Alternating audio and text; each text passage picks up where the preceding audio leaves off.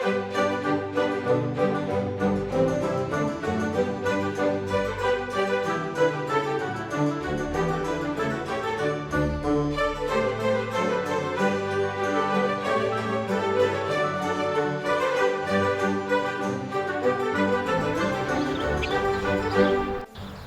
was early in the morning, and Thomas woke up to the sound of birds singing.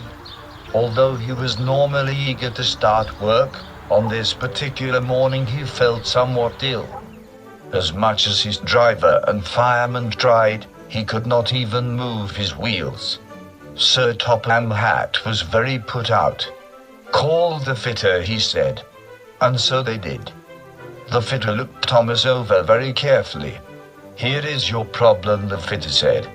"You have a horrible infection. Why, there are electronic boards and even a motor in your boiler. This will not do. This will not do at all." So the fitter, machinist, and their helpers got to work.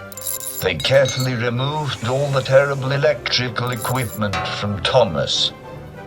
The fitter said, "Thomas, since you are a plastic toy, we cannot have you running around with a fire in your boiler to make steam. That would cause you to melt. No, we will install a proper clockwork mechanism in Clarabel to push you down the track." And so they did. Thomas felt much better. He and Clarabel moved smartly out of the yard and on to the main, accelerating swiftly and running quickly through the countryside.